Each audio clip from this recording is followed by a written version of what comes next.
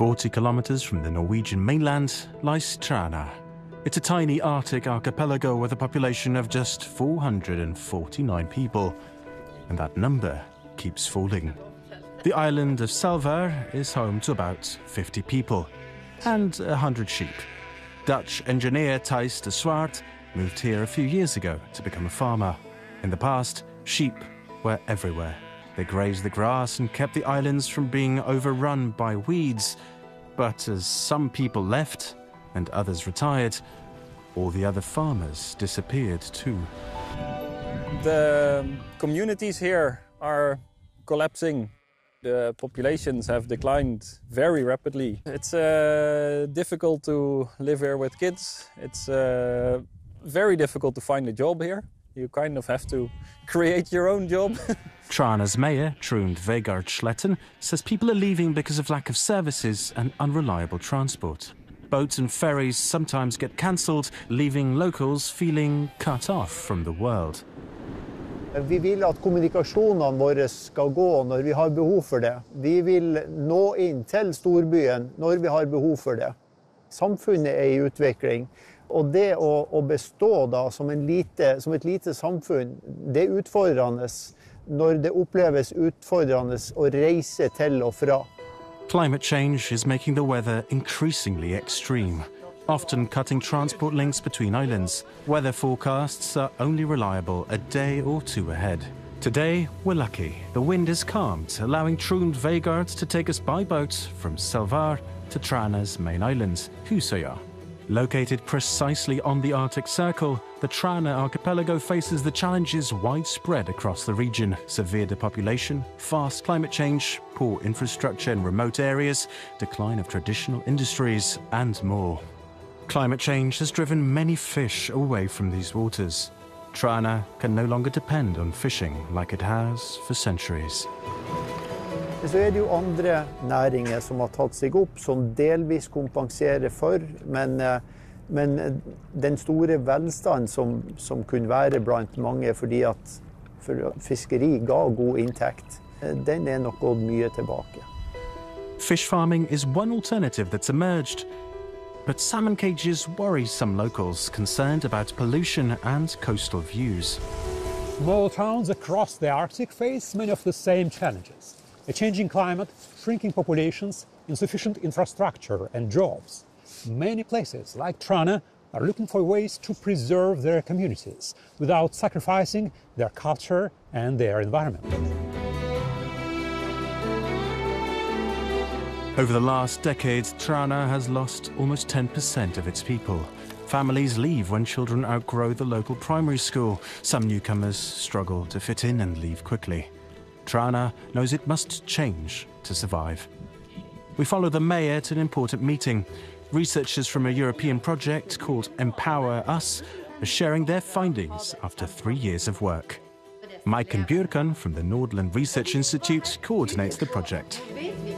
Centralization makes it harder to live in the peripheral areas, maybe particularly in the Arctic. They need more people to the island, they need more possibilities to work here, and they need it to be more attractive for young people to come and settle down. So we've made like a repertoire of different solutions, different tools that they can use in order to achieve this. One key recommendation is better transport. The boats need to run on time. People in remote areas shouldn't miss medical appointments. They shouldn't feel abandoned and cut off from the mainland. The worry in Trena is that fewer people will mean fewer boats. This would make the problem even worse. Money follows people living in the municipalities. So when they disappear, it's hard for the county municipality to maintain all of the existing routes. It's difficult, but it's the lifeline of the coastal community, so it has to be in place. If you remove it, people cannot live here. More tourists could help the island's economy, but the Arctic summer is short, and these small islands can only handle so many visitors. To attract tourists looking for more meaningful experiences, the European project helped Trena build a heritage trail. Visitors can scan codes to learn about the history and culture that make this place special. I think it's more about like having the personality and the history represented in what they are. They don't want to lose this to something that's too big and just too commercial. So they want their identity to be represented. To strengthen that identity, the Empower Us project commissioned new artwork for public spaces on the largest islands. Local artist Sonja Langskär is painting murals that reveal Trena's hidden stories. She shows the once thriving fishing industry, scenes from old legends, and the vibrant coral reefs that thrive beneath the cold Arctic waters. To put it on a wall in full scale is a way to show people what they can't see and make them think about what riches we have around us. Yeah. Trena is fighting to reverse its decline. The community is building cultural spaces and improving its port and museum. The goal is to host more tourists, conferences and start-up businesses throughout the year. We see a new public sculpture taking shape. Norwegian artist and architect Håvard Arnhoff created it in close dialogue with local residents.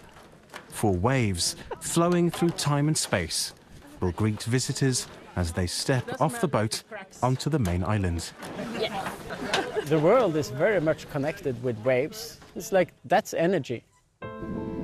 A new luxury hotel with stunning sea views opens next spring. Trena might become a destination for wealthy visitors, but the community doesn't want to lose its authenticity or wild beauty in the process. The pristine environment offers more than pretty views for birdwatchers and nature lovers. It creates eco-friendly business opportunities, like seaweed harvesting. Anders Budde collects wild seaweed along the coastlines. He then dries it and sells it to restaurants on the mainland. So this is the kombu for making broth, and this is the truffle seaweed that we would use as a spice. For locals like Anders, these remote Arctic communities can only survive if they keep their soul.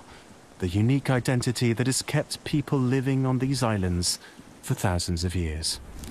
Yes, we want new development and tourists, but we of course want to keep the place somewhere you want to come and want to live, want to stay. Yeah, that's a challenge. Europe's Arctic faces a changing climate, an uncertain economy, and rising geopolitical tensions. These communities must adapt to survive and thrive in this new reality.